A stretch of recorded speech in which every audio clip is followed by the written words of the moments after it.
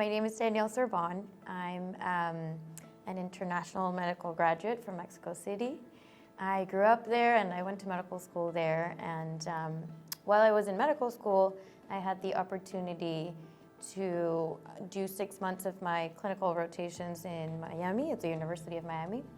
And so through that, I was able to meet my first mentor in America, and she's the reason why I was able to come to America. So after I graduated, I worked in research at the University of Miami as I took my USMLE to be able to apply for a specialty.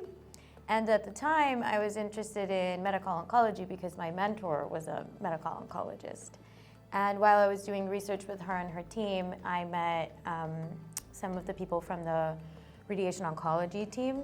And I realized that in this field, people are very kind, very open, and it's a field that is kind of like the best of both worlds in terms of medical oncology, surgical oncology, and basic science.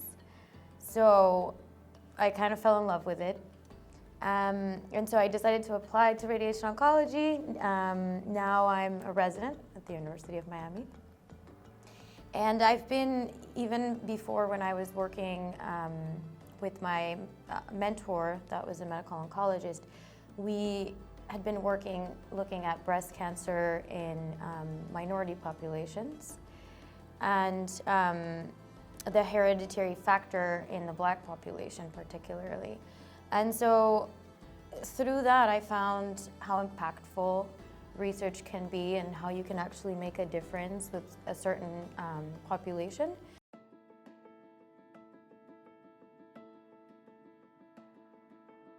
I think that to be able to collaborate, it's best when you can communicate directly with people instead of sending emails, like cold emails that there's no face to the person. And also, I just like to meet new people. So I started initially with the Society of Women in Radiation Oncology. I'm their chair of communications currently. And so with them, I've been taking care of their Twitter, their Instagram. Well, we started the Instagram, and I also started a subcommittee because since we were growing quite quickly, it was hard to manage everything on my own.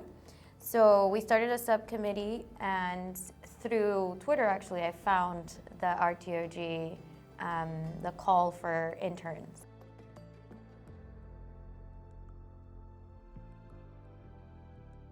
When I moved to the US and I started working in research and realized, well, since I got to the US, I've been working with in the health disparities and minority populations field, and I realized how impactful that work can be and how you can really make a difference.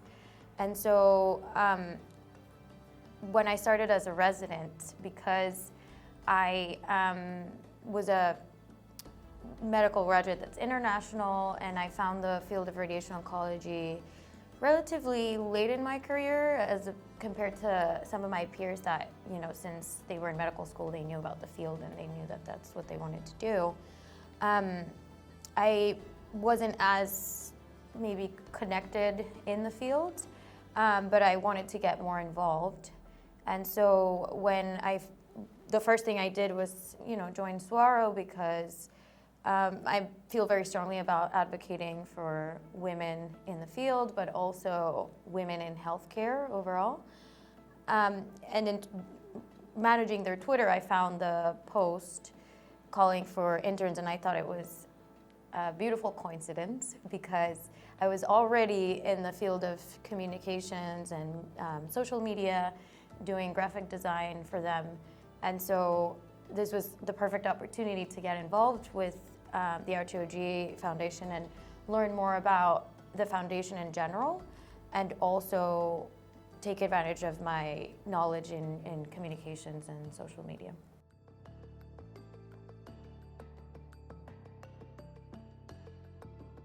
I think there's a lot to take away from this opportunity and this position. all the people that you get to meet, and even the people that you interview for the newsletter. It ranges from the new investigator spotlights, which are younger attending that have been very successful in their academic work. So there's a lot to learn from that. But then we have also interviewed people that are a lot more senior. And so again, that seniority and all the success they've had in their career can give you a lot of good input and advice. And also meeting these people is really great. But also being able to attend the meetings, not just the semi-annual meeting and the closed meetings from Astro, but the committee meetings where you can see how things are done, how RTOG Foundation communicates with its audience, and just in general, it has been very educational in terms of how to develop a clinical trial, what are the steps from pitching an idea to actually getting there. And then the last thing that I think is really important is that once I was in this position, I realized there's actually a few other residents that are involved with the NRG or RTOG Foundation in different ways. And so it really opened my eyes to the fact that it's not just an organization for people that have completed all of their specialty, that are faculty at an academic institution or have like a long academic career. I met residents that have pitched a trial idea already, and I think that's great. So.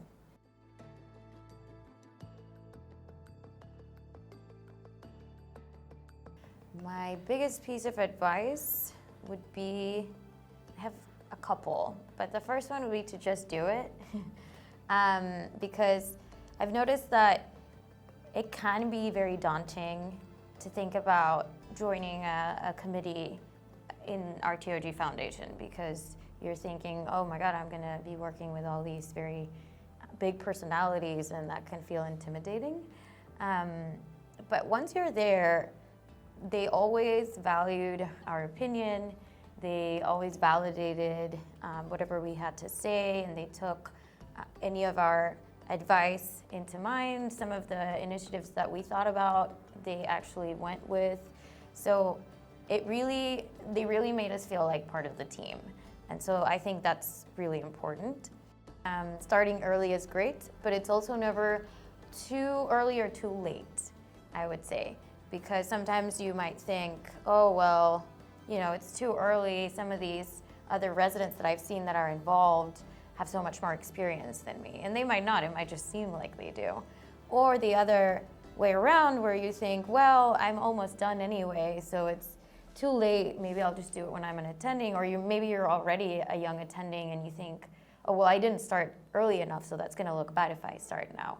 So it's never too early or too late to join. And I do think it's a great team, especially the communications team. It's a fun team. But in general, everybody in the organization has made us feel very welcome, and it's just a good group of people to meet.